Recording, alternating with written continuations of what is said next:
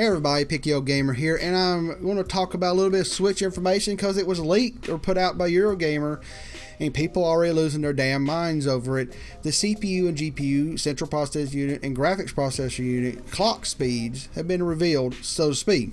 Now, I'm going to kind of go with what they're saying because they've been right, but take this all with a grain of salt. We don't know what the hell is going on with this. We just don't know. And to break it down, there's a lot of technical stuff in here.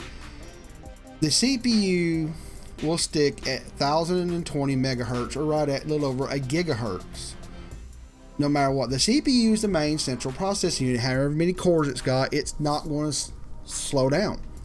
And that's a good thing. A lot of phones, actually the phones themselves, they'll slow down and the CPUs will slow down. This thing's going to have all the processing power it needs, docked or undocked. The memory can run at 1331 megahertz or at full 1600 megahertz mode, depending on what developers want, and they can do this even undocked. The kicker is 768 megahertz full speed GPU versus 307.2. That's exactly 0.4, or if you do this divided by this, and I know everybody's going to, let me just, I already done this. 307.2 divided by 768. That's 40%, 0.4. At 40% the clock speed, and people are losing their damn mind. People, when this thing undocks, it can't run at full power. It will suck the battery dry in less than an hour. Probably, if even less than 30 minutes.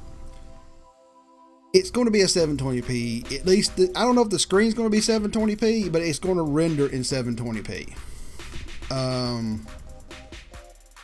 It just is. Even that's what they're saying in here. And if we go back to, remember this, I'm going to give you this link down below. This is what NVIDIA said. A Nintendo Switch is powered by a performance of a custom Tegra processor.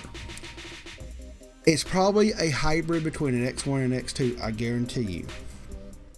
High efficiency scalable processors include NVIDIA GPUs based on the same architecture as the world's top performing GeForce cards, blah blah blah. Switch gaming experience is also supported by fully custom software, including a revamped physics engine, new libraries, advanced gaming tools, and libraries. NVIDIA additionally created new gaming APIs, which is what you use to program to get into the hardware and do what you need to do to fully harness this performance. The new APIs, NVN, was built specifically to bring lightweight, fast gaming to the masses. Gameplay is further enhanced by hardware accelerated video playback, custom software for audio effects and rendering.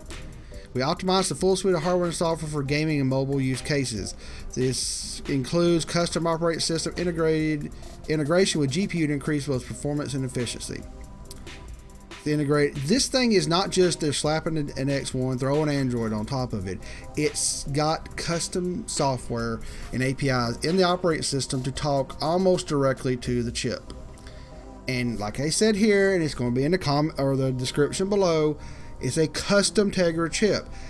It's not going to be an X1, it's not going to be an X2, it's going to be something. Now, yeah, dropping to 40% the clock cycles is kind of shocking, but then again, maybe it's not. Look at this, look at this picture here. This is the mock-up. You're at 6.2 inches at 720p.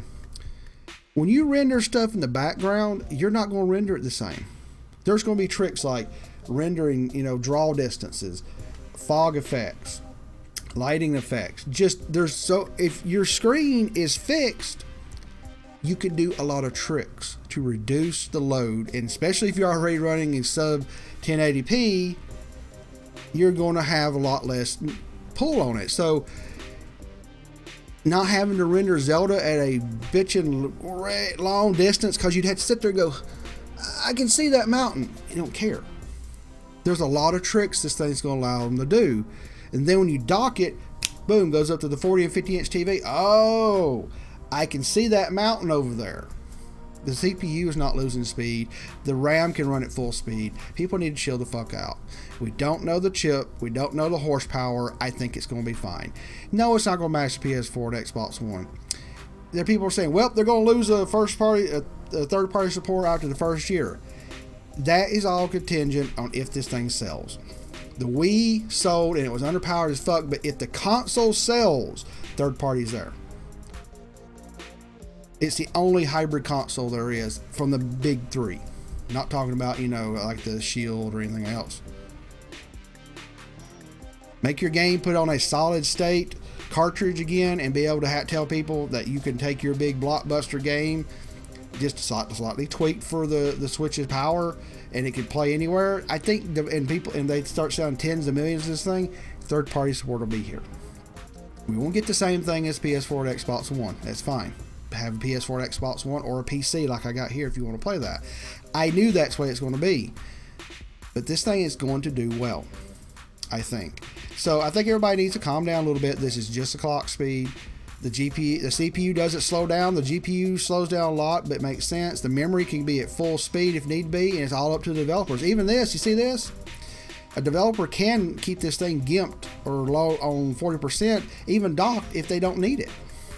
It's a lot of freedom from the developers to do mix and match. Maybe they need to keep the memory at 1600 megahertz, but of course they're rendering at 720 on a 6-something inch screen. They can get away with it.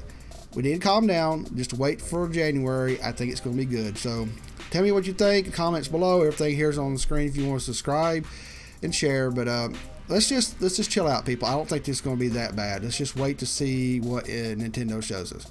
All right, everybody. PKO Gamer out.